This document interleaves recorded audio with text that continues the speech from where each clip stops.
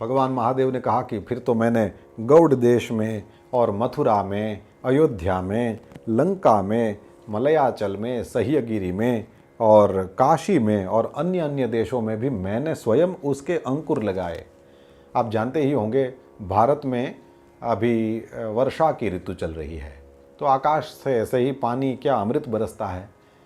वैसे दिन भर कहीं पानी गिरा हो तो कुछ नहीं निकलता, लेकिन वर्षा होते ही पूरी पृथ्वी में एक हरी चादर सी बिछ जाती है। ये इतना सारा घास कहाँ से निकल आता है? हर जगह कहीं ना कहीं बीज पड़े होंगे ना, बिना बीज के निकलेगा क्या? तो दिन भर पानी गिरा हो कुछ नहीं उगता, और आकाश से जैसे ही ये पानी गिरता है तो पूरी पृथ्वी में ये बीज निकल आते हैं। इसका अर्थ है ये सामान्य पानी नहीं है, ये जो पानी है आकाश से सीधा बरसता है, वो कैसा भी बीज हो उसको उगाने की शक्ति रखता है। ये पानी विशेष रूप में है, ये अमृत स्वरूप है। तो इस तरह से जो पानी इस मौसम में भारत में बरसता है यह अमृत स्वरूप है। इस वजह से यदि आपको अच्छा लगे तो ये विषय है, इसलिए मैं आपको कह दूं, भगवान महादेव भी पेड़ लगाते हैं, उन्होंने रुद्राक्ष के पेड़ लगाए ऐसा लिखा है।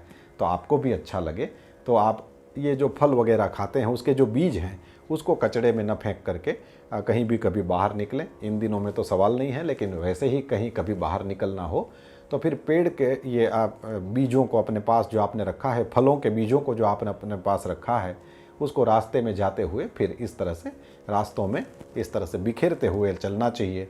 इसमें से एक आध भी बीज निकल आए, आपको लगे कि अपने थोड़ी काम लगने वाला है, जैसे चीकू का बीज आपने फेंक दिया और उग आया, तो वो चीकू का पेड़ आपको थोड़ी काम लगेगा। कोई बात नहीं, किसी दूसरे ने ही पेड़ उगाया था, उस पर फल आए थे और वो आपको लगे ना काम, आपने खाए ना उन फलों को, उस तरह से आप लगाओगे किसी और को काम लगेंगे।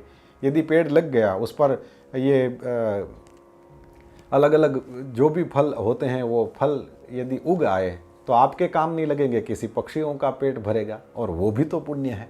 तो इस तरह से ये सीज़न जो है इसमें ऊपर से अमृत बरसता है। इसमें जितने भी वृक्षों को आप बो सकते हैं, एक भी बोया तो भी काम लगेगा।